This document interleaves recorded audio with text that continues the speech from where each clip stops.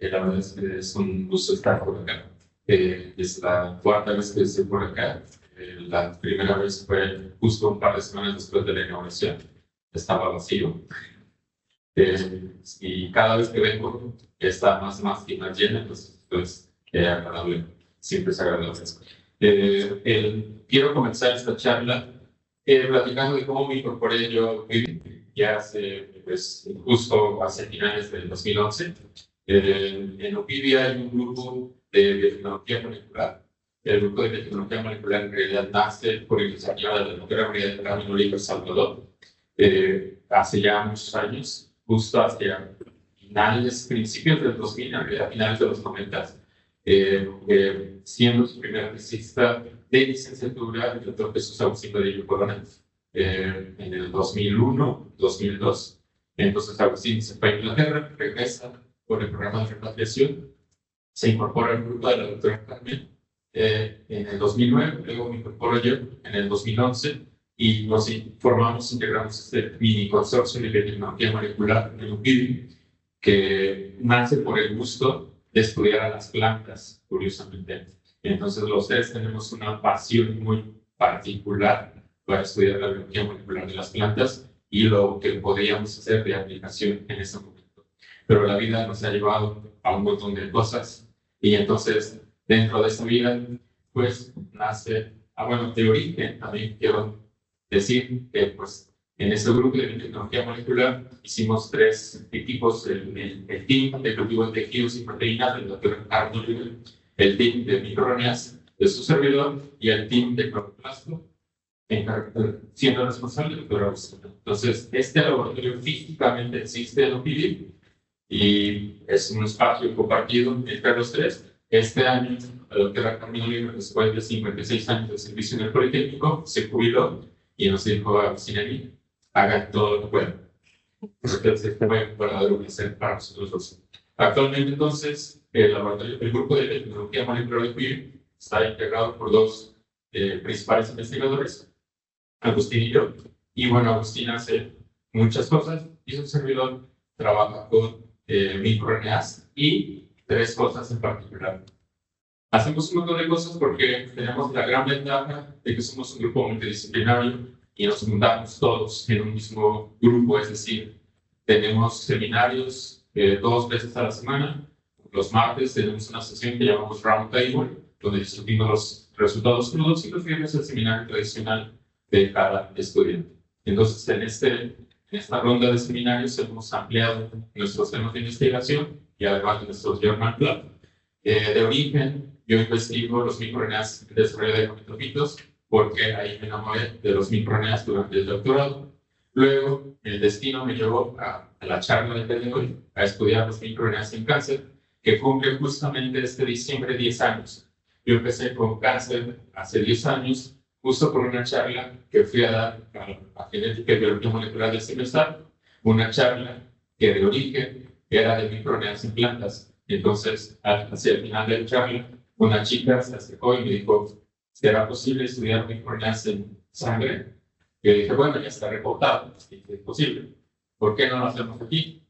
Y eso me llevó a conocer a mi actual colega y amiga, Verónica Ponce, responsable de las muestras de retinoblastoma, de lo cual vamos a hablar el día de hoy. Y por otro lado, también hacemos producción de proteínas recombinantes, esto en colaboración con Agustín, lo que nos lleva a otras estrategias de biología sintética. En general, nos encanta la biología molecular y todos los proyectos van encaminados en ese sentido. El día de hoy, entonces, me enfocaré a esta parte de los microRNAs en cáncer, que es básicamente lo que nos da de comer. ¿Por qué? Porque son los proyectos de mayor envergadura que han sido aprobados en el grupo de trabajo, porque pues, es cáncer, y porque son niños, y porque pues, a Conacit le gusta que se trabaje en cáncer. Bueno, ¿por qué microRNAs reactivos? Porque resulta que los microRNAs se han detectado en un montón de fluidos en el cuerpo. El fluido que se imaginen, ahí hay microRNAs. En calostro, en saliva, en orina, en plasma, por supuesto, en líquido amniótico, en líquidos cefalorraquídeos, en todos los fluidos que se imaginen, ahí hay microRNAs. Ahora sabemos cómo se originan, ahora sabemos de dónde proceden, nada más sabemos un poquito hacia dónde van. El punto es que estos microRNAs viajan en estos túneles o en este sistema de fluidos. Y nosotros hemos detectado en varias publicaciones, una de ellas que en una colaboración que tuvimos con la Universidad de Zacatecas, que ellos tenían muestras de pacientes, de mamás que tenían diabetes, bueno, no mamás, de mamás embarazadas, personas embarazadas de las. Y entonces, igual en una charla como esta, de médicos, me dijeron, oye, tenemos estas muestras, ¿será posible que podamos detectar microRNAs de ahí? Y pues simplemente hicimos la detección de microRNAs hace ya varios años. Y sí, detectamos muchos microRNAs por una técnica muy sencilla en orina. La primera vez que ahí fue en orina. Entonces, en realidad, pues, uno puede detectar microRNAs en el fluido que se escurra, saliva, y a raíz de eso, no solo de estas evidencias, sino de muchas otras, se ha sugerido y se ha demostrado que los microRNAs pueden ser excelentes biomarcadores de pronóstico, o de tratamiento o de diagnóstico. Pero muy importante es cómo viajan estos microRNAs en todos estos fluidos.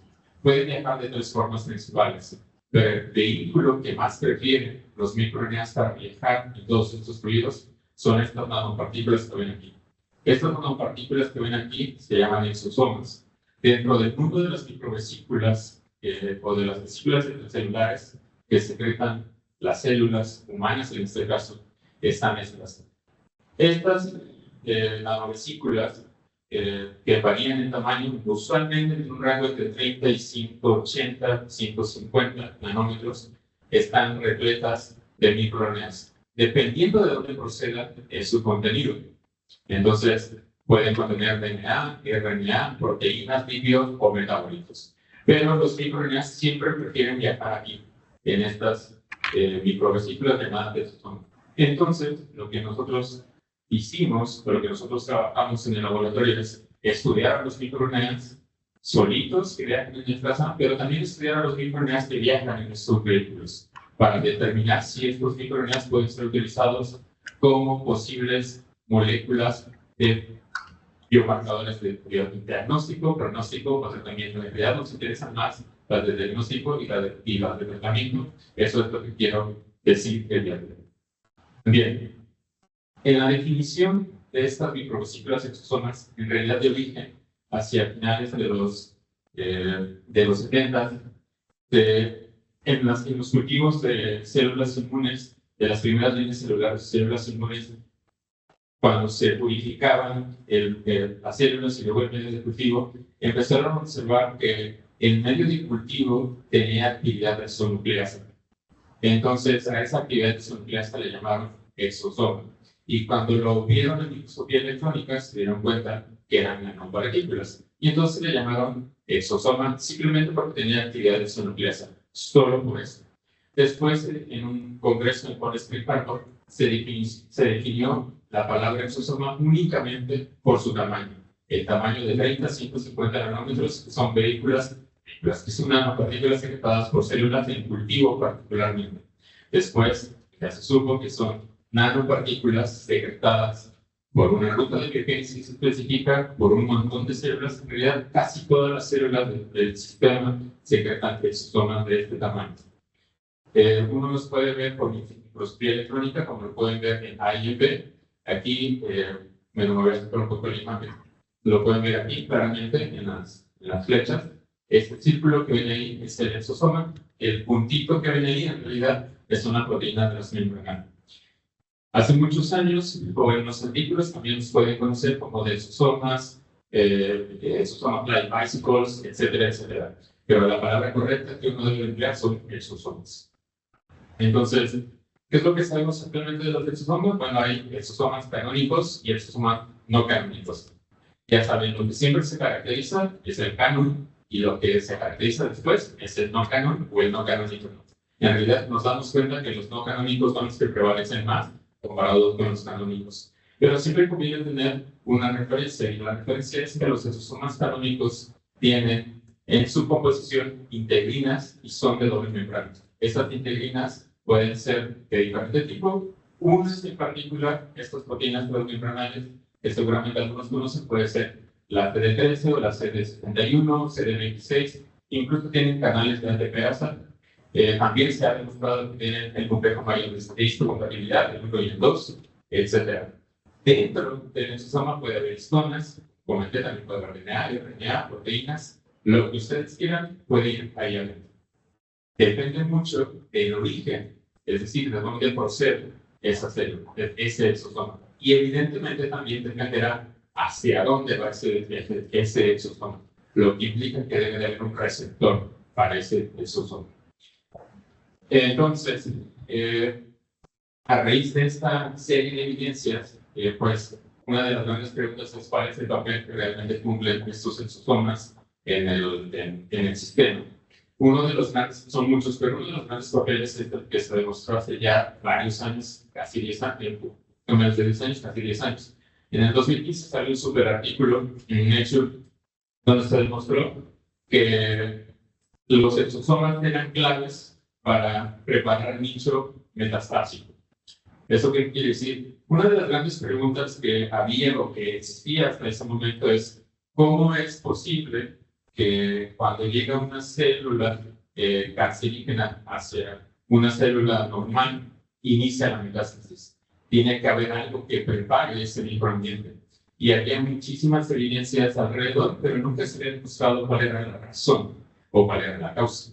Y entonces en este super trabajo, en realidad, digamos, relativamente sencillo, pero pues fundamental, se demostró que la célula tumoral o las células tumorales, en este caso utilizaron cáncer de páncreas, mandaban exosomas hacia el pulmón y hacia el hígado. Entonces, estos exosomas, mediante las proteínas de superficie que tenían, que son integrinas, preparaban a las células normales, particularmente fibroblastos, y entonces entregaban el contenido en el interior. En ese momento no sabían qué era lo que llevaba el exosoma dentro, pero entonces entregaban el contenido en el interior y lo que provocaban, no provocaban metástasis, lo que provocaban era preparar a la célula normal a punto de ser tumoral.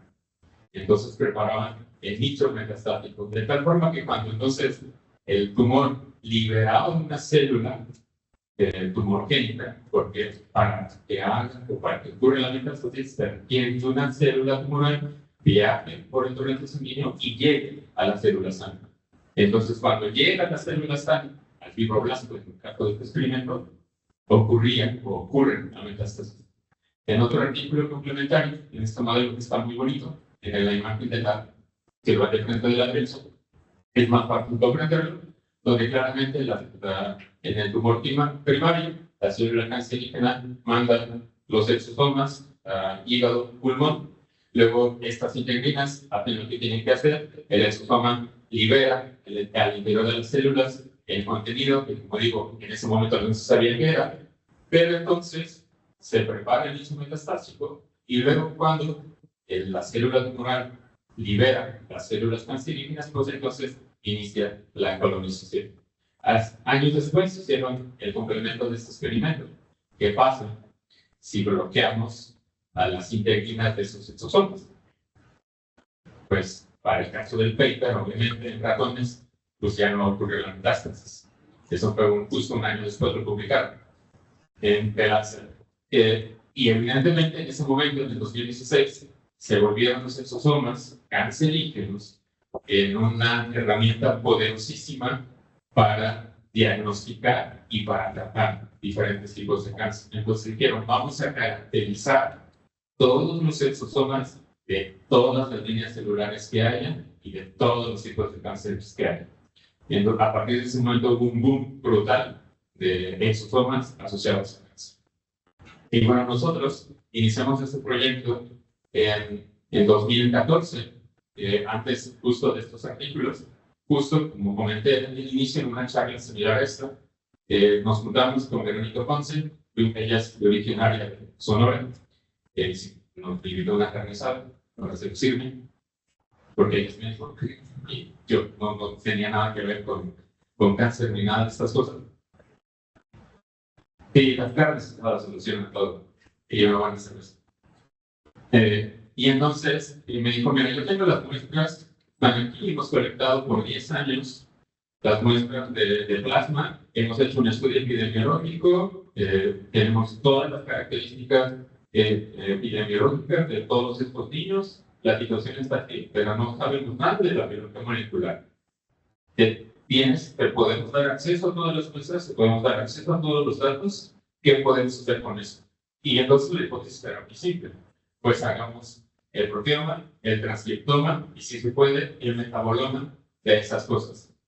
Y fue así como arrancamos el proyecto. Para ello, pues entonces tuvimos que investigar mucho más y actualmente sabemos que dentro de los exosomas hay long non-coding RNAs, circular RNAs, microRNAs, en realidad están repletas de RNAs no codificantes, proteínas del citoesqueleto, DNA. Nosotros no quisimos saber de todas esas cosas porque era aplicar un montón de técnicas, nosotros solo nos enfocamos en los microRNAs y el día de hoy solo voy a hablar de los microRNAs, aunque tenemos datos proteómicos y muy poquitos datos metabólicos. Muy importante es saber que los microRNAs en plasma son altamente estables. Cuando se publicaron estos trabajos en el 2008, en esencia el primero, el de PNAS, que fueron los primeros en clonar por una técnica de clonación, digamos, básica, donde purificaron los RNAs en un PET de poliacrilamida, hicieron una técnica de clonación, secuenciación normalita, identificaron varios microRNAs y demostraron que efectivamente en plasma había microRNAs, pero no solo eso. La gran relevancia de este trabajo, en mi opinión, no es la clonación de los microRNAs, sino que los sometieron a diferentes tratamientos. Entonces tomaron el plasma, 500 microlitros de plasma, lo congelaron hasta 7 veces, descongelación, menos 70 grados, lo sacaban. Otra vez, menos 70 grados, lo sacaban, temperatura ambiente, otra vez, congelación, y volvían a encontrar los microRNAs, volvían a encontrar los microRNAs. Luego le ponían RNAsas, hasta 5 veces, 5 rondas de RNAsas, y volvían a salir los malditos microRNAs. Entonces, esos dos elementos fueron claves para sugerir que los microRNAs pueden ser unas excelentes biomoléculas biomarcadoras porque son altamente estables. Evidentemente, ahora sabemos la razón. Sabemos que están protegidas en un vehículo que, como acabo de decir anteriormente, las diapositivas anteriores están en el exosoma. Ahora se sabe que una pequeña proporción viajan también en la corredores proteicos, en proteínas de ion RNA. Muy importante se demuestra en un par de trabajos que hay una pequeña porción de microRNAs que viajan acoplados al HDL y bueno, estos viajan por todo el torrente sanguíneo. Ok, antes de entrar al mundo de cómo es lo que me gustaría indicar que los microRNAs funcionan como reguladores post-transcripcionales, es decir, sí está muy bien que estén en plasma, pero realmente a nivel celular, ¿cómo funcionan?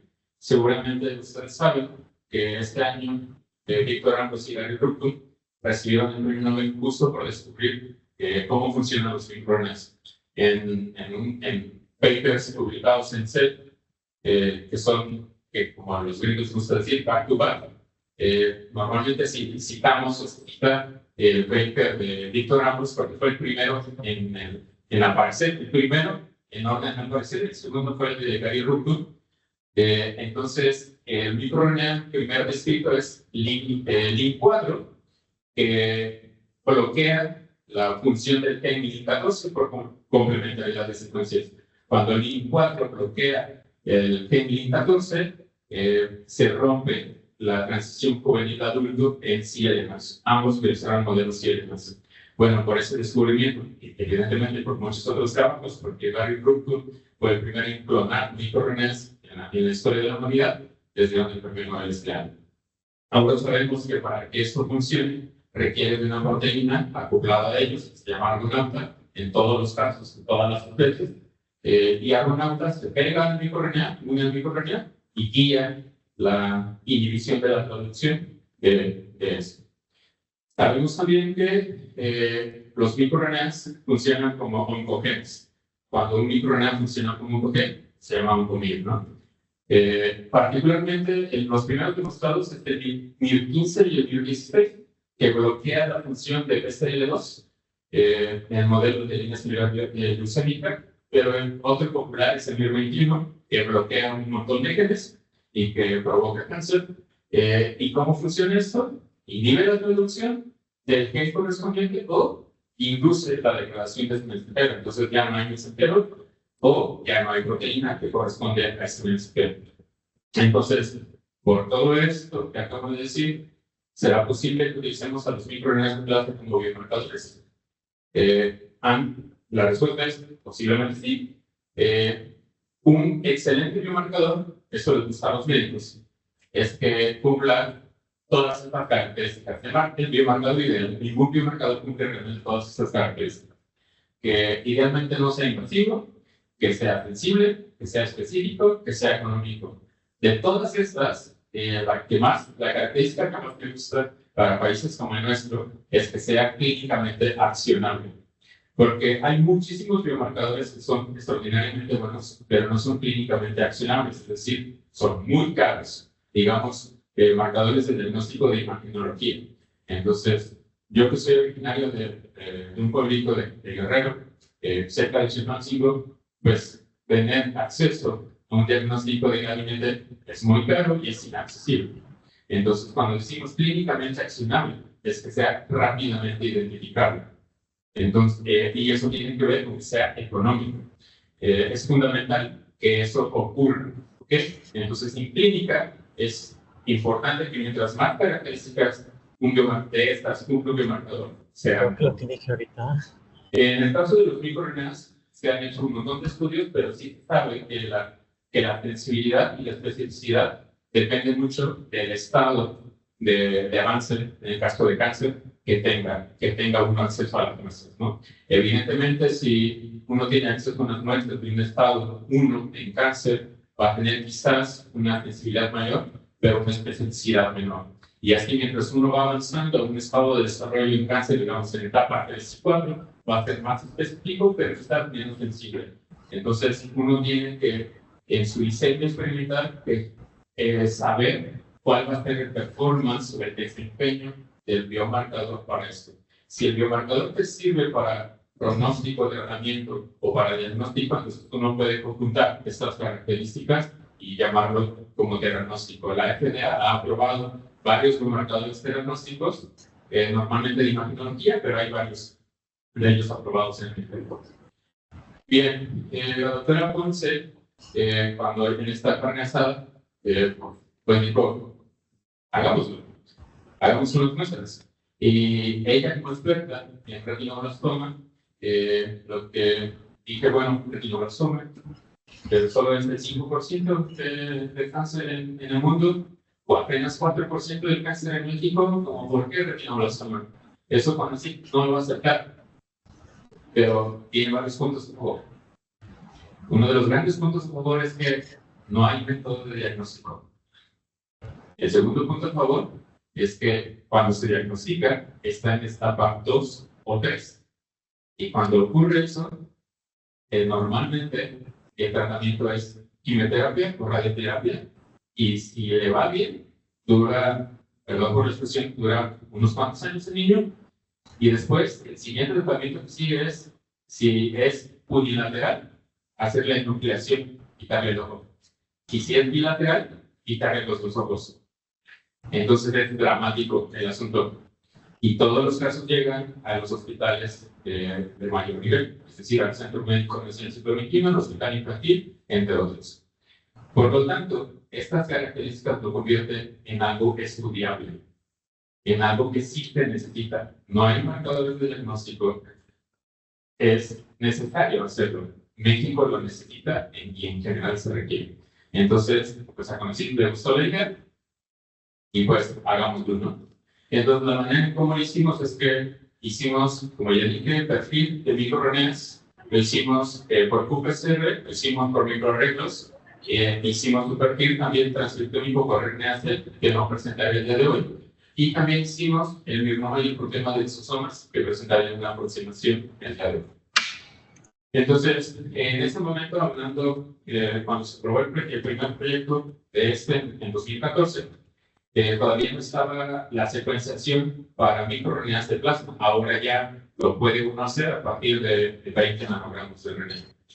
Pero entonces, Affymetrix sacó un chip para hacer microRNAs por microarreglos. Y entonces, pues dijimos, hagámoslo. Hicimos 36 chips de Affymetrix para los 2578 microRNAs módulos que tiene el humano. Hicimos una prueba con 18 tumores, 18 plasmas casos, 18 plasmas controles, de los controles de exosoma de cartos y controles de exosoma. Pues hicimos todos y bueno, pues salió esta cosa horrible, ¿no? Pues esto es, y no puede resultar. Quisimos meter todo junto, quisimos mandar todo a una revista de un factor de impacto bueno. Y nos dijeron muchas gracias, pero creo que porque no se entiende.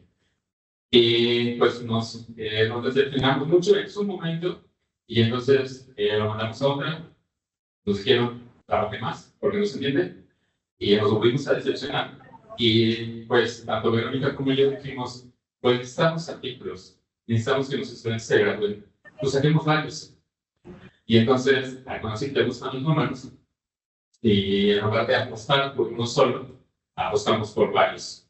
Y lo que voy a presentar ahora es la serie de el desglose de todo este feedback en una serie de eventos, buenos eventos que conocí que fueron varios artículos.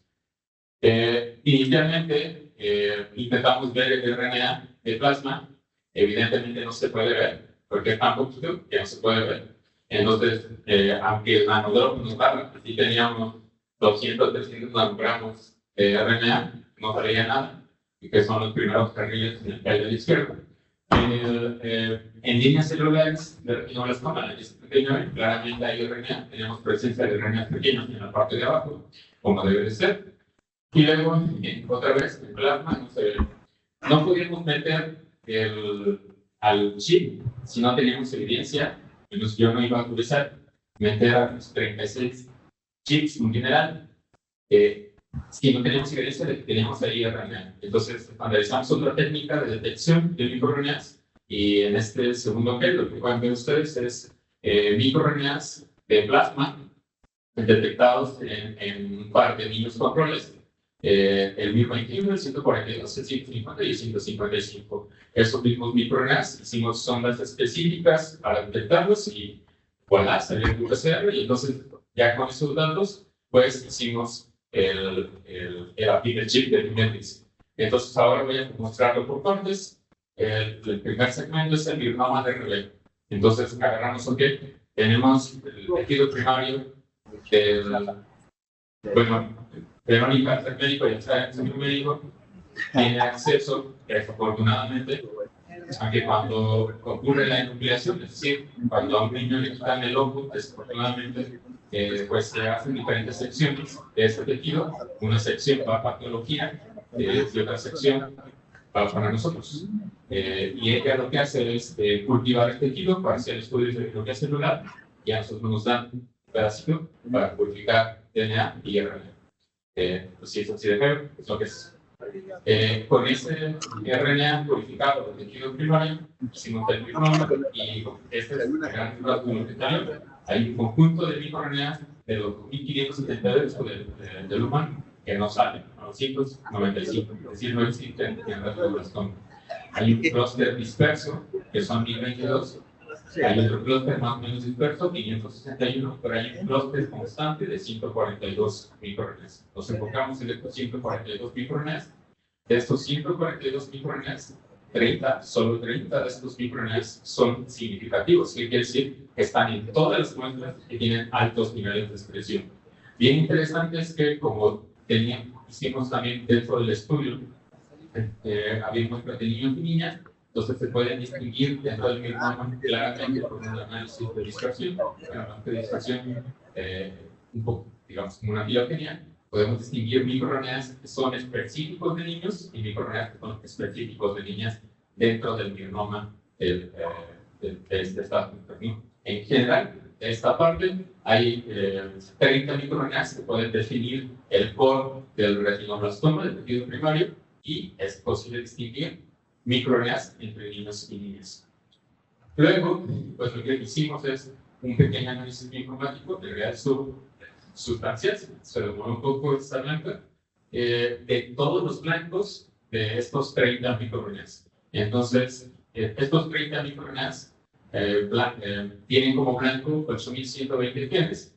De estos 8.120 genes, podemos distinguir dos grandes grupos, que son 182 genes realmente relacionados al cáncer. De estos 182 genes, 134 son relacionados a funciones específicas de cáncer, y bien interesante, 48 son genes supresores de tumores, que incluyen, por supuesto, al gen de retinoblastoma. En general, las rutas asociadas o las rutas que regulan estos 30 microRNAs de retinoblastoma son angiogénesis, proliferación, apoptosis, que era lo que, digamos, lo que nosotros esperábamos, ¿no?, de este conjunto de microRNAs. Entonces, lo que podemos sacar de esta primera parte es que en guionoma de Reveal, de todos estos, de estos algunos, es que, ¿qué pasará si nosotros bloqueáramos estos microRNAs? Es decir, sabemos que estos microRNAs están altamente expresados en el tejido primario y que al estar altamente expresados regulan a sus genes blancos.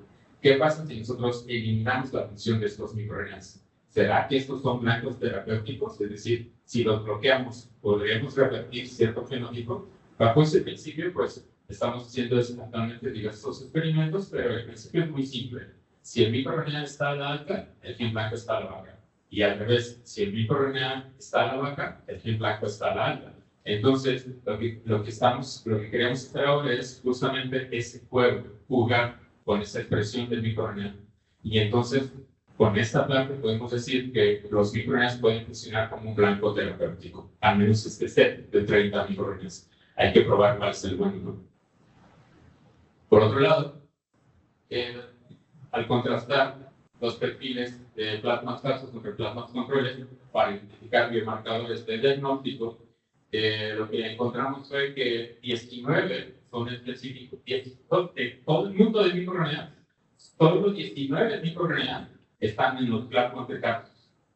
Todos los 19.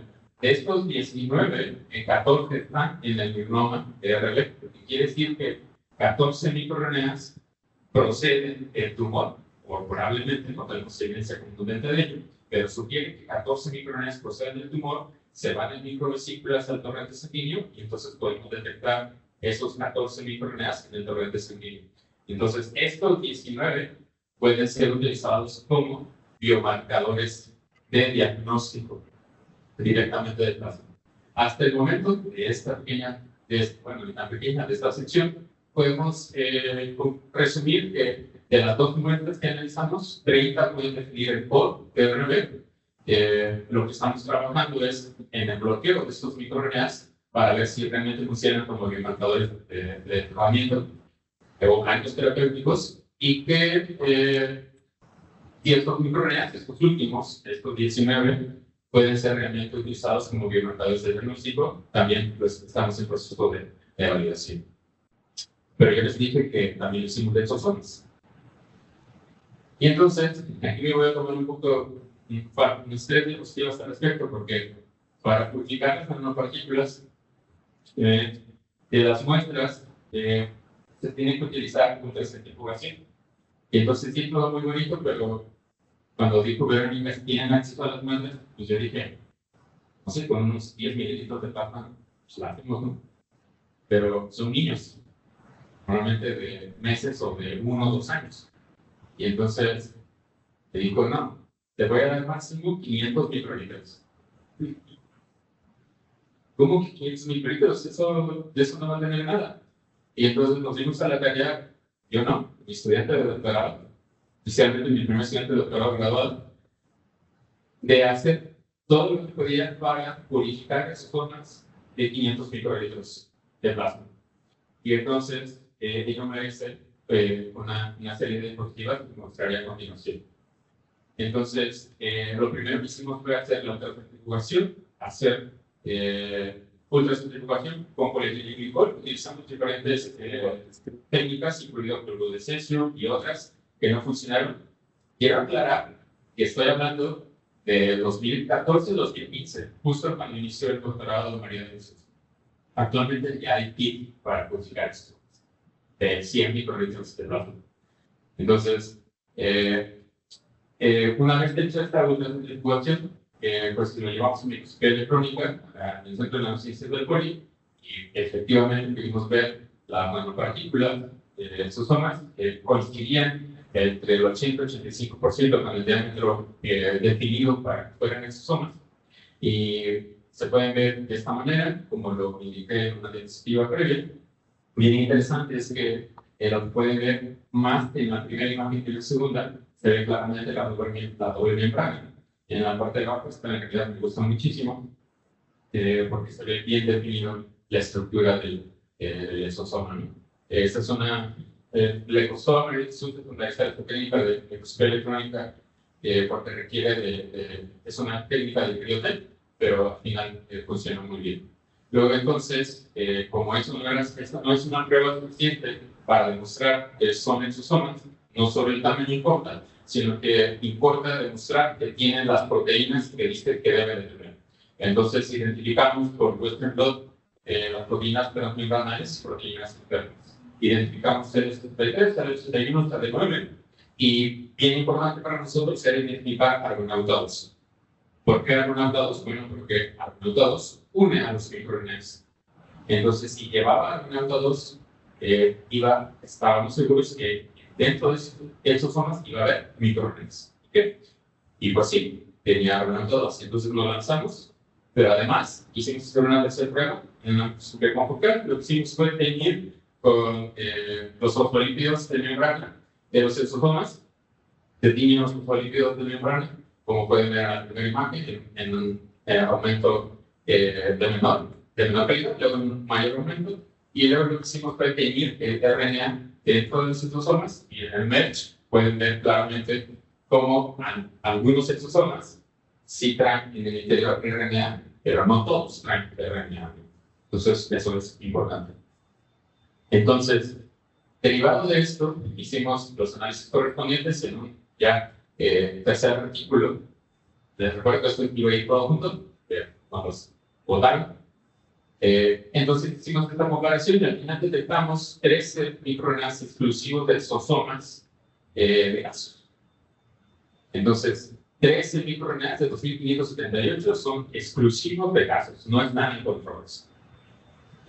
Hay muchas maneras de analizar esto, hay mucha discusión al respecto, hay muchos microRNAs que tienen altos niveles de expresión en el tumor, pero en el exosoma solo están, o que tienen el mismo nivel de expresión en el tumor y en el exosoma, y en fin, en realidad hay muchas maneras de hacer estos análisis, porque da partida a tener trabajo por un montón de años y analizar pues cada microRNA o cada conjunto de microRNAs. Lo que quiero resaltar de aquí es justamente este último heatmap, donde teníamos en tumores alta presencia de microRNAs. En controles no están estos microRNAs, y en casos esos mismos microRNAs sí están. ¿Esto qué quiere decir? Quiere decir que sugiere que los microRNAs que están en tumores son lanzados al torrente sanguíneo y por eso los podemos detectar en estos exosomas. Porque en controles en niños sanos no los podemos detectar. Por lo tanto, esta evidencia nos sugiere también que estos microRNAs los podemos utilizar como biomarcadores de diagnóstico. Entonces, lo que hizo María de Jesús fue hacer un análisis de dispersión de datos para ver cuál era el nivel de expresión de cada uno de ellos, para seleccionarlos para validación, porque pues esto es un dato de microarreglos, hay que hacer una segunda técnica confirmatoria, hizo el análisis de dispersión y seleccionamos estos 6 microRNAs, 17, 191, 106 y los demás que ven aquí abajo.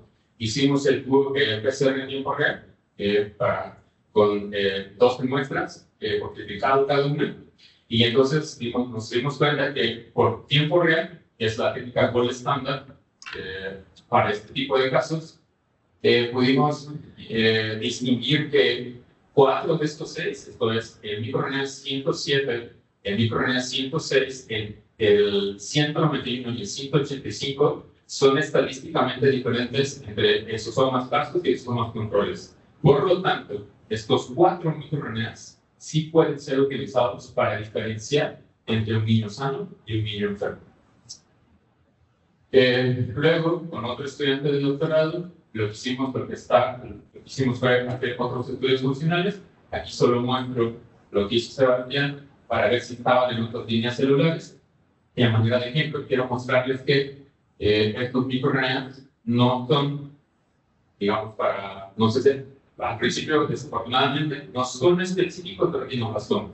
También están Cervix, por ejemplo, al menos en la línea celular, Cervix, que también están en mama, y en otras líneas celulares también los podemos detectar. Bien interesante es que el retinoblastoma en 185 tiene altos niveles de expresión.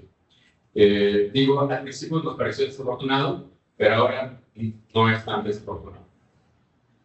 Bien, a raíz de esto, como una parte de la conclusión final de esta parte de todo este segmento, pues dos de mis estudiantes se tuvieron que graduar, pues quisieron esperar a la patente, tuvieron razón, porque la sometimos en el 2018 y se mandó a las 22 horas del 2018 y se aprobó el 15 de agosto del 2024. Entonces, esto de que decía con el kit de que se pueden graduar con patentes, no lo hagan, gradúense con otra cosa, niños con patentes. No hay manera de que por tiempo un estudiante de doctorado se pueda graduar. Afortunadamente nos dieron la patente después de una serie de revisiones y pleitos con abogados, pero compartimos la patente entre entre LICS, Centro Médico y PIBI, afortunadamente.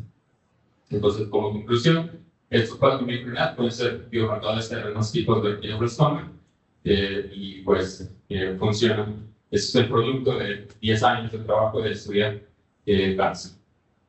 El trabajo en curso es que Karen está trabajando intensamente porque solo lo hicimos con 12 muestras. Y pues 12 muestras en realidad son muy poquitos para validar que es un biomarcador, ¿no? Entonces, Karen está trabajando intensamente para ampliar este número de muestras. El banco es de cerca de 100 muestras recolectadas a lo largo de casi 20 años. Entonces, mientras más muestras pueda hacer Karen, confirmaremos si es o no posible utilizar este biomarcador.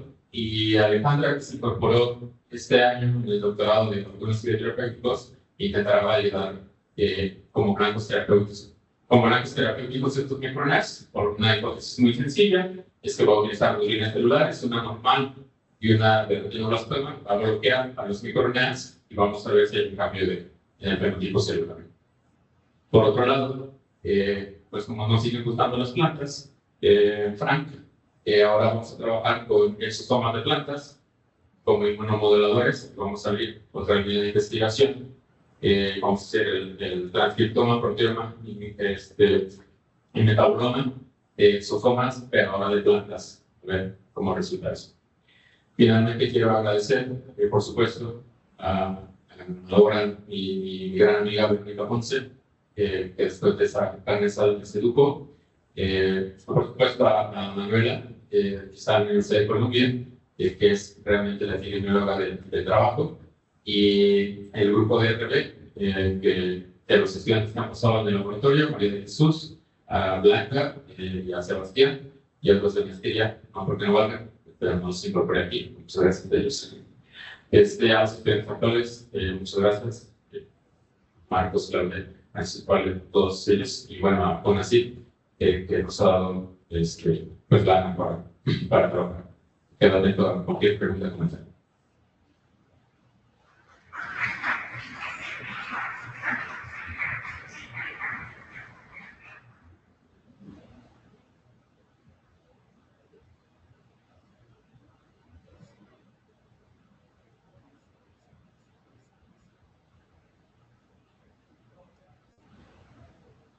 Gracias, doctor. Muy interesante clase. Sí. Yo tengo una pregunta de curiosidad. ¿Por qué es importante, por qué se considera importante determinar o diferenciar el sexo de los pacientes? ¿Simplemente por comenzar a caracterizar la enfermedad o tiene alguna implicación del contenido de microRNAs? Porque es más prevalente en niños que en niñas. Entonces, los estudios epidemiológicos es lo que demuestran y nos pareció bien interesante. Fue una curiosidad en un principio, pero dada la prevalencia en niños y niñas, dijimos, ¿será posible que haya una diferencia? Y sí, hay una clara diferencia entre niños y niñas. Entonces, eso sugiere que quizás esos microRNAs estén más, digamos, no sé si más, quizás esos microRNAs tengan un rol relevante en el desarrollo de retinoblastoma, cáncer, y no tanto los otros. Entonces, esa es una prueba que nos guía un poco para saber cuáles son los microRNAs que podemos profundizar más en su estudio.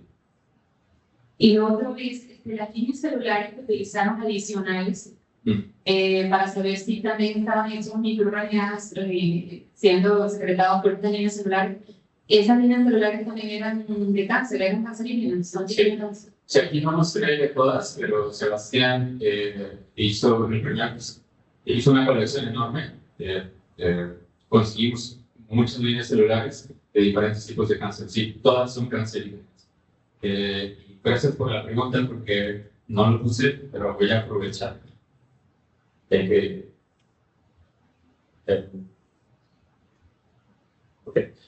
No lo puse aquí porque parte del trabajo de Sebastián, que no está completado, es que además de esas líneas cancerígenas, lo que hicimos fue determinar, purificar los exosomas de esas líneas cancerígenas y saber si había ciertos microRNAs de retinoblastoma estaban presentes. Demostramos que sí estaban presentes. Y entonces pusimos en contacto las líneas celulares con exosomas de retinoblastoma. Y aquí muestro un ejemplo de ello, y entonces demostramos que pueden inducir los exosomas muerte celular, y demostramos también que pueden inducir migración celular. Entonces, cuando uno pone en contacto a una célula normal, en este caso fibroblastos, con los exosomas de línea celular cancerígena enriquecidos con microRNAs de retinoblastoma, se puede detonar la migración. Entonces, el trabajo lo estamos todavía, pues lo está terminando de escribir Sebastián. Desafortunadamente, Sebastián se graduó con otra cosa y se fue de postdoc con la doctora Gloria, que es nuestra colega y colaboradora. Gloria, que estuvo aquí hace unas semanas, tengo entendido, la directora de la Autoridad Nacional de Citometría. Y bueno, supongo que allá le va mejor que en Piri, no sé. Pero ya no voy a presionar para que. No, pero bien. Y la última pregunta. Hablaste de que los microRNAs estén estables a la temperatura, es decir, a la congelación de congelación y a la presencia de RNAs. Pero comentas también que tienen muestras tomadas de hace 10 años. ¿Qué tan viables siguen siendo esas células de 10 años después? ¿Cuántos microRNAs? No lo sabemos. Justamente Karen se está enfrentando a ese problema. Son estables en plasma. Las muestras están en plasma congelado. El plasma está congelado. Evidentemente se demostró en ese artículo que son estables, y ahora sabemos que son estables porque están dentro de los exosomas de los microRNAs. Si el microRNA estuviera solo, como cualquier otro RNA, lo ves de lejos y se degrada, ¿no? Pero no sabemos. Es claro que Karen lleva intentándolo muchas veces y no sale. Entonces es posible que esas muestras que ya llevan muchos años quizás realmente ya no tengan o ya no estén tan estables los microRNAs. Muchas gracias, felicidades. Un gusto.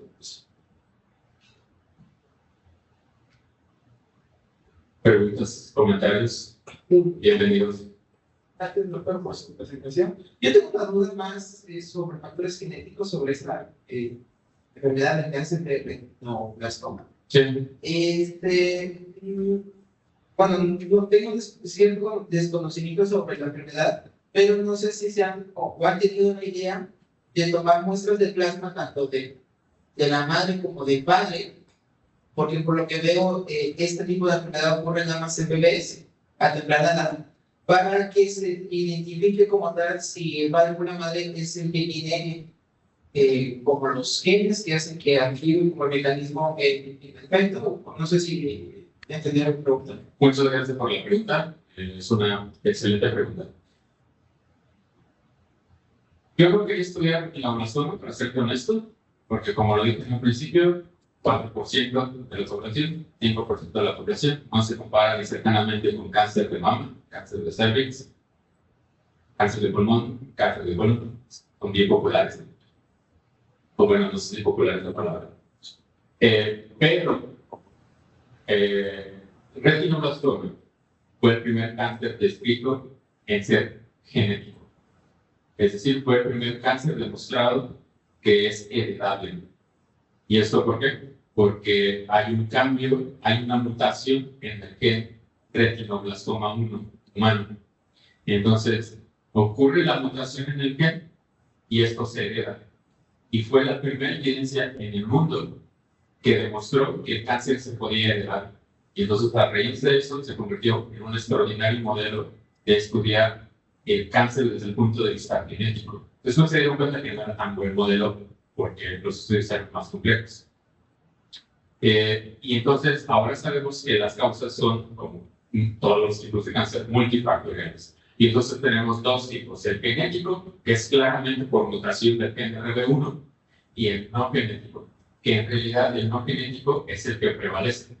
Y el no genético son los factores geográficos, alimentación y exposición a algunos tipos virales. Esto último no se ha realmente demostrado al 100%. Pero básicamente los factores geográficos y alimentación se refieren a que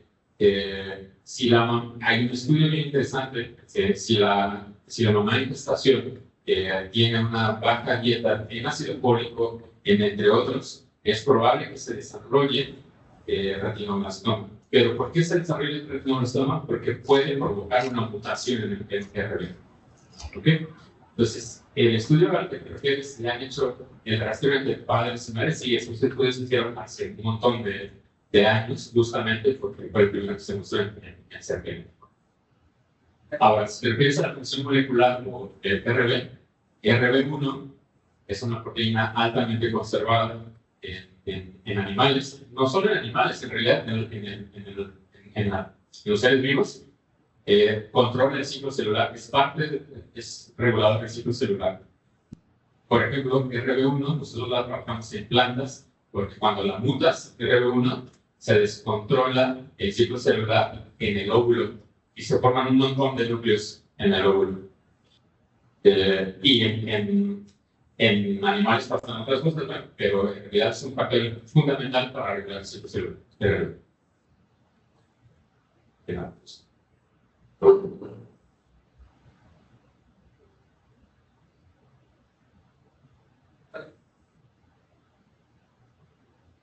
por la plática, doctor. Mucho trabajo y muy bonito. Felicidades. Un gusto, gracias. Yo también tengo una pregunta de pura curiosidad. Cuando hacen mi NOMA, ¿cómo realizaron alguna modificación para adaptar la mayoría de los mierdas, de los microRNAs? ¿Cómo le hacen para que no se les vayan otros tipos de RNA para hacer la expresión de los RNA? Sí, discutimos eso muchísimo, porque como dije, no podíamos ver el RNA.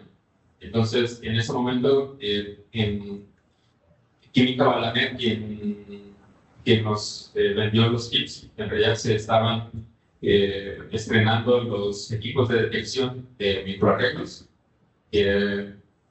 y tenían varias alternativas. La alternativa número 1 era que corriéramos geles de poliacrilamida y dentro de esos geles de poliacrilamida purificáramos la banda que correspondiera a los microRNAs.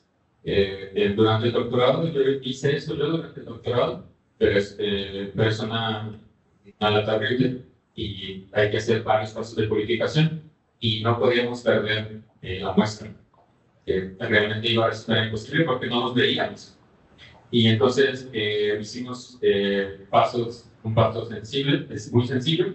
Lo que hicimos fue purificar los RNAs y metimos la muestra a un skin pack, los purificamos, lo vimos en 50 microlitros, dijimos, hagámosle a todos UPCR para detectar un microRNA, ya detectamos el MIR16 o el MIR21 en todos los casos. No sé qué, ahí está el microRNA. Entonces, estos 50 microlitros, ahora evaporemos toda el agua y los metimos a concentrar y los dejamos en 3 microlitros. Y le echamos la bendición. Y esos 3 microlitros fue los que metimos a la reacción para empezar a la reacción de marcaje, para empezar la hibridación de microRNA. Que fue un riesgo enorme, pero venía antecedido de un QPCR que sabíamos que allí había microRNAs. Ahora ya no se así, o sea, ahora ya, pues ya hay, en ese momento había, pero no teníamos acceso, nosotros aquí en México, ahora ya hay, pues, puedes hacer electroforesis capilar, tipo, ahí se llama Tape Station, donde tú metes tu muestra, un microlitro de RNA y te hace una corrida y te dice claramente si tienes, qué tipo de RNAs tienes ahí, ¿no? Te hace lógicamente un test digital y tienes perfectamente ahí todo. En ese momento no existía.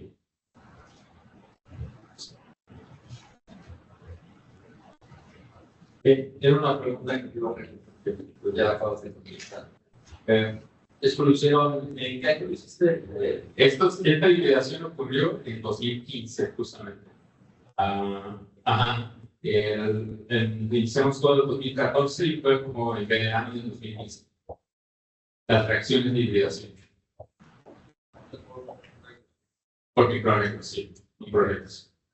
Sí, te iba a comentar esa parte, pues se quedamos 10 días sobre fácil, tenemos que hacer esta parte de enriquecimiento de los RNA para tener una mayor cantidad por secuenciación en una generación, y es muy sencillo, no hacer esto, pero tengo por lo cual me llama mucho la atención. Ya había, no aquí en México, sí lo cotizamos en el INEGEL, pero no nos garantizaban, pero eso salió muy caro. Y no nos garantizaban que con tan baja cantidad y con la calidad de RNA que teníamos, iban a salir las bibliotecas. Y luego lo cotizamos en Estados Unidos. Y también nos hacían lo mismo, porque en ese momento no había kits para hacer bibliotecas con baja cantidad de RNA. Ahora ya hay un kit de Takara y de New England Labs que puede hacer una biblioteca con 5, 10 y 20 nanogramos de RNA. Biblioteca de RNAs pequeños. Entonces, ¿por qué? Porque ahora se puede hacer secuenciación de célula única. Y tú sabes, una célula única puedes obtener un nanogramo de RNA a lo mucho. Y ahora, pues, en ese momento no se podía. Sí, con la sensibilidad hasta de picos. Bueno. Exacto. Bueno, la otra pregunta, primero déjame felicitar por el bonito trabajo que haces. Es una línea de investigación de muchos años, mucho trabajo, y me causa un poco de curiosidad. Tú hablabas de una patente de microRNA que te tienes despatentado, y la siguiente parte que sigue, pues es la posibilidad de tener un potencial bioterapéutico. Mi pregunta es, para que tú puedas decir que tienes un potencial bioterapéutico, ¿existe algún modelo de animal relevante para que tú puedas identificar el blanco o el gen, ¿no? Que es el específico que identifica este microRNA para silenciar, para tener una actividad, ¿no? En cuanto a lo que Gracias por la pregunta. Antes de responder a esta pregunta, incluso me acabo de acordar de una pregunta del último artículo de un revisor. Dijo, oigan, les hace falta el control sano, porque quería que hiciéramos un QRT y un homo sano.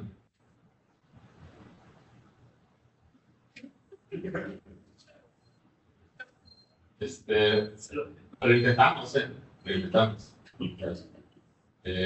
Pero no se pudo, es imposible, nos resultó imposible conseguir una muestra de un homo sano de un niño recién fallecido. Evidentemente, no gozando de nosotros. ¿Por qué lo comento y por qué me acordé? Porque no hay un modelo real de retinoblastoma in vivo. Hay un modelo desarrollado transgénico, pero ese modelo transgénico es como realmente lo pintan en las películas. Como pintan en las películas, es un transgénico. Es un monstruo. Porque justo cuando un mutante rebelde se rompe el ciclo celular, está desregulado todo el ciclo celular. Entonces, hay que tener a este ratón en un resort de 5 estrellas, cosa que no tenemos aquí en México. Y resultará bien complicado validarlo, sin duda alguna resultará bien complicado validarlo. Hace unos 3 años, sí se desarrolló un modelo por CRISPR-Cas inducible. No tenemos acceso a un modelo, pero si nosotros demostramos el modelo in vitro que es factible, es posible que se convenza el que es no dueño, pero el que desarrolle el modelo inducible por CRISPR-Cas, que nos dé acceso a su modelo in vivo. Porque el modelo que sí, digamos, se vende, el transgénico, es realmente, no es que no sea válido, sino que pues, es bien complicado trabajar con él. Yo nunca lo he visto, Verónica Alfonso sí lo he visto en Boston, pero pues realmente difícil. Además, los resultados que se vean de ahí será bien difícil porque pues tiene deformaciones en todos lados. O más bien, no deformaciones, tiene complicaciones en muchos órganos. Sí, tenemos ese problema para la validación. Gracias, doctor. Un gusto. Gracias por la pregunta. Y eso es en ese sentido igual con lo que quiero tener un modelo en vivo. No han pensado como desarrollar organoides o canceroides a partir de los jóvenes que tienen de los robots. Sí, la primera aproximación, la respuesta es sí, sí lo hemos considerado. Es la propuesta que vamos a hacer para el siguiente proyecto. Ahorita esto ha sido afortunadamente 3 veces financiado por CONACYT, de 2014 a la fecha. Justo estamos por entregar el último informe del tercer proyecto. Entonces, yo confío que con los resultados que le vamos a mostrar a CONACYT, el siguiente año se pueda continuar el proyecto. Y justamente lo que vamos a plantear es, vamos a descartar por ahora el modelo en vivo y vamos a plantear la posibilidad de proponer un organoide para validar el modelo. Es justo lo que vamos a plantear, ¿no? Ojalá que siga pegando el proyecto. Sigue siendo, como dije, un buen modelo de estudio. Si bien, ya lo comenté, esta es la tercera vez, la incidencia es baja, pero el modelo de estudio pues, es bien interesante, ¿no? Es una excelente alternativa.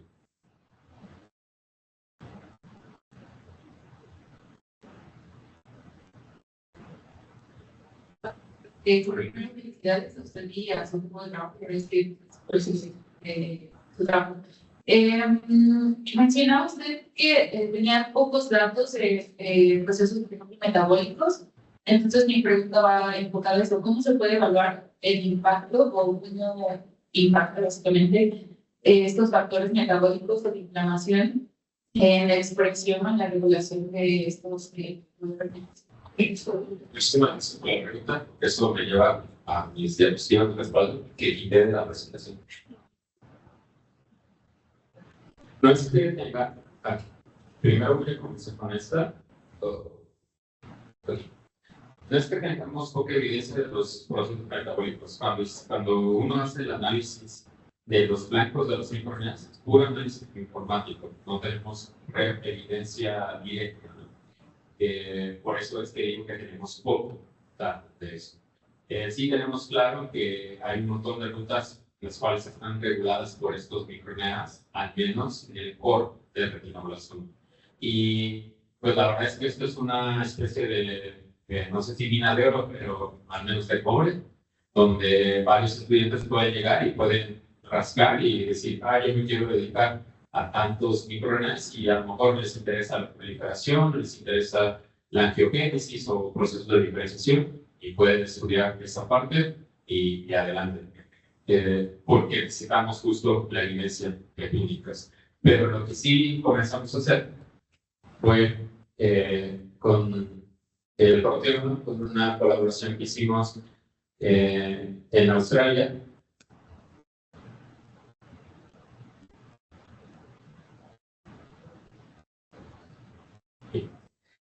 Entonces, lo que hicimos fue tres muestras. Hicimos el proteoma de exosomas que provienen de retinoblastoma, de dos muestras de casos de retinoblastoma con revisión de proteínas. Esas son las proteínas de exosomas, una muestra caso de retinoblastoma 1, muestra caso de retinoblastoma 2, y esos son exosomas de la línea celular del modelo de retinoblastoma Y79. Detectamos las proteínas correspondientes a estos exosomas, sabíamos que allí había exosomas, y entonces pues, lo metimos a análisis proteínico. No explicaré el análisis, pero fue un maldito. Y lo que al final detectamos, todo porque hicimos esto, porque queríamos saber las rutas, queríamos saber las proteínas que realmente estaban ahí, que podían estar asociadas con las rutas, y detectamos una baja cantidad de proteínas. Están detectando actualmente en exosomas entre 900 y 1100 proteínas totales. Nosotros detectamos alrededor, como ves ahí los números, alrededor de 500. De estas 500, comparten el 87% las muestras de retinoblastoma. Y estos datos están ahí. Y no ha habido el estudiante que diga, son míos. Esta sí, honestamente, esta sí creo que es una mina de oro. No podemos publicar estos datos porque pues, no están validados. Necesitamos hacer una serie de análisis que demuestren que estas proteínas están ahí. Evidentemente, decidir de estas 461 proteínas cuáles son las que vamos a comenzar a validar y cuáles son las rutas que realmente queremos analizar.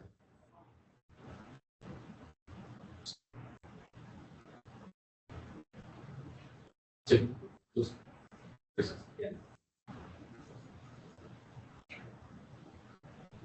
sí, porque había más de intriga, chisme, respecto de que aquel journal se me dice al inicio de los datos, cuáles fueron los comentarios culturales que te dijeron, y si en este punto crees que te convino fragmentarlo, o si ese journal te hubiera dado colaboraciones internacionales más puntuales para ampliar mucho más el proyecto.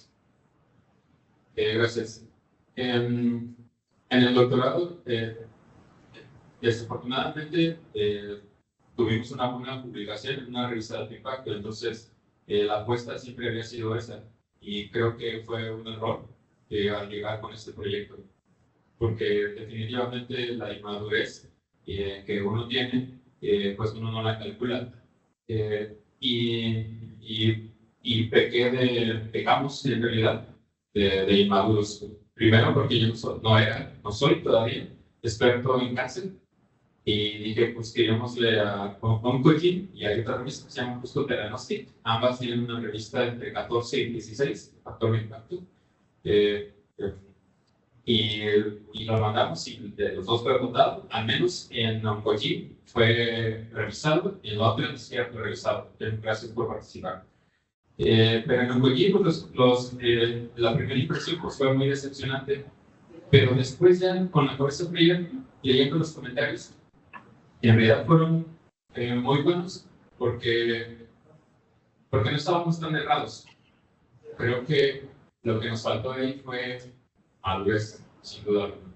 Madurez y pues trabajar más, presionar más a los estudiantes de la mejor manera posible. Y al final dijimos, bueno, no lo vamos a lograr porque los estudiantes tenían que graduar. Aunque eran dos estudiantes del doctorado trabajando en paralelo, uno con la doctora José y otra conmigo, ambas, tanto Blanca como María de Jesús, pues dijimos que cada quien saque su artículo, y si cada quien puede sacar otros artículos, pues que cada quien saque otros artículos, fin de la historia. Y sí que resultó mejor, porque a los dos nos convino, como que su grupo, a los dos nos convino, y a los estudiantes también les convino. porque al final las estudiantes cada una salió con 3 artículos. Entonces, cuando uno empieza su carrera profesional, desafortunadamente conviene más el número que la calidad. Desafortunadamente, con así le da lo mismo si publicas un Science o publicas 3 artículos en cualquier otro lado, porque el primero que revisa es el número. No me arrepiento de eso. Creo que al final estuvo muy bien. Gracias. Pues,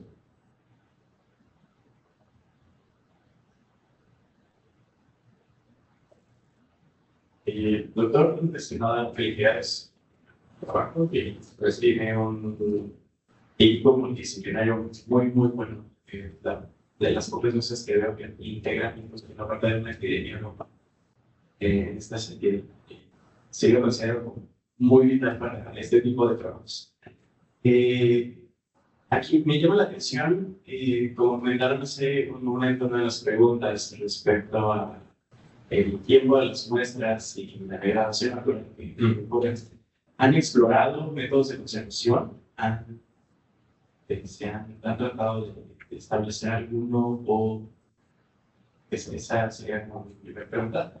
Y la segunda, los convenios que han tenido con instancias hospitalarias, si se han centrado un poco también en eso para la obtención de muestras, la manera de desarrollo también de conservación, y incluso también dentro de los mismos centros hospitalarios. Por ejemplo, recuerdo que el Instituto Nacional de Pediatría tienen también una división de investigación. Entonces, si han establecido algún convenio, han trabajado en conjunto, eso me cuestiona mucho. sí, gracias por la pregunta. No hemos explorado otros métodos de conservación, en esencia porque yo no trabajo en el hospital, yo dependo de Verónica, de mi colega. Verónica lleva muchos años, ella es profesor titular del área de investigación del Centro Médico Nacional del Siglo XXI en la Ciudad de México, y su trabajo es tanto epidemiológico en conjunto con la doctora Manuela. Nosotros teníamos, ahora ya no tanto porque el proyecto epidemiológico de ellas terminó. Teníamos reuniones normalmente una vez al mes, porque estábamos enfocados en todos los ramos que ven ahí, ¿no? Y a través de los años, ellas fueron construyendo pues todas estas muestras, y lo primero que se les ocurrió fue compramos congeladores de -70 y metamos estas muestras ahí, porque justamente ellas les interesa el tejido, porque ellas están interesadas en estudios genéticos, DNA. Ellas han hecho secuenciación del genoma de un montón de muestras, y además han hecho, cuando yo conocí a Verónica, estaba haciendo proteómica de plasma. Lo dejó de hacer porque en una discusión ardua y difícil que tuvimos, porque yo le dije, ¿cuándo vas a encontrar un biomarcador en plasma? Cuando se ha calculado de proteínas, cuando se ha calculado que hay entre 10 a la 7 y 10 a la 8 proteínas en plasma. Los microRNA son 2578, pues eso te reduce un montón de órdenes de magnitud, ¿no? Entonces, ellos por esto colectaban estas muestras. Entonces, nunca tuvieron la necesidad de desarrollar métodos de conservación. Y nosotros, pues no. Entonces, cada año, Verónica renueva el proyecto. Hay que renovarlo en el centro médico para tener acceso a las muestras, porque además hay investigación de patología que yo no muestro aquí, porque yo no soy médico. Hay también mucha investigación de biología celular y de bioquímica. Hay muchos estudios de inmunohistoquímica relacionados con patólogos, entre muchas otras cosas. Y cuando yo justo le comenté a Verónica, oye, pues cuando hagamos esto, veamos las muestras que se colectan en la raza, las que se colectan en el hospital infantil, pues los médicos son muy celosos y no se quieren. Y son extremadamente celosos con sus muestras. Y yo no sabía eso. Entonces, yo cuando me invitaron igual a dar una plática de este tipo, pues me percaté que no se llevaban O sea, es decir, los grupos que trabajan en retinoblastoma en México no se llevan. Y así como hay, pues sí, no se llevan justamente por las muestras. Porque sus muestras es, como en el enseñamiento de los niños, su tesoro. Y no existe esta comparación, ¿no?, entre diferentes instituciones. Pero afortunadamente, para nosotros, para nuestro grupo, la mayor cantidad de niños referenciados llegan al Centro Médico Nacional.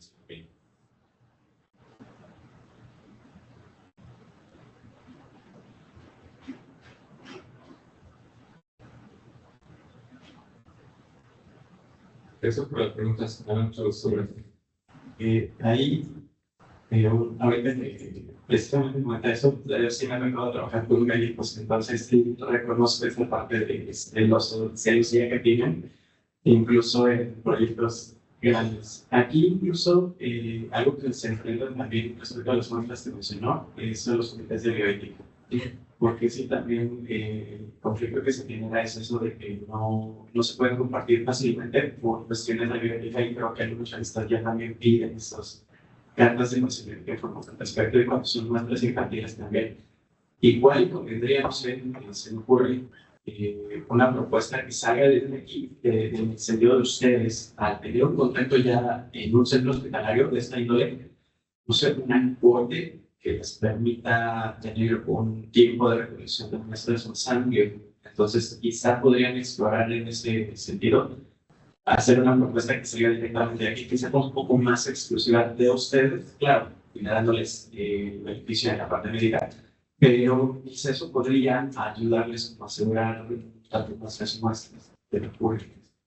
Sí, muchas gracias por el comentario. En realidad,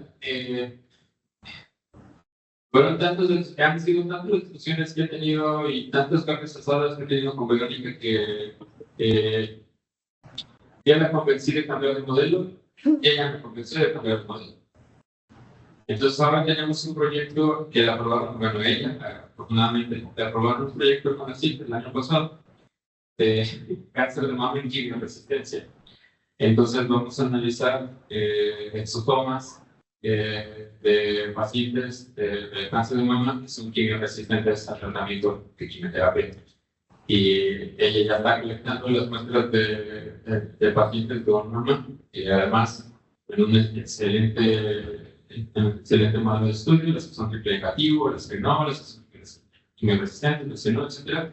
Y pues a mí me van a dar lo que me toca, el plasma, exosomas y microRNAs. Y ellos como médicos están haciendo todo lo que realmente se necesita. Y yo voy a continuar la parte de biología molecular que me corresponde del retinoblastoma. Ella sigue colectando los muestras del retinoblastoma por puro placer. El placer en el sentido de que lo sigue haciendo, ¿no?, porque es como su misión en la vida. Por otro lado, sin duda alguna, todas las cartas clínicas de consentimiento informado y todo, cuando mandamos los artículos, se tienen que enviar. Un artículo de este tipo, porque no solo porque sean libros, son pacientes, en todas las revistas, particularmente en una de ellas, en BMS Oncology y BMS Cancer, nos pidieron todas. Entonces, todas las enviamos, todas legalmente firmadas, si no, no es publicado. Una vez que pasado las revisiones, si no mandas eso y si no mandas el convenio, el artículo no es publicado. Entonces, sí, por supuesto que las hicimos. Bueno, sí, las hicimos.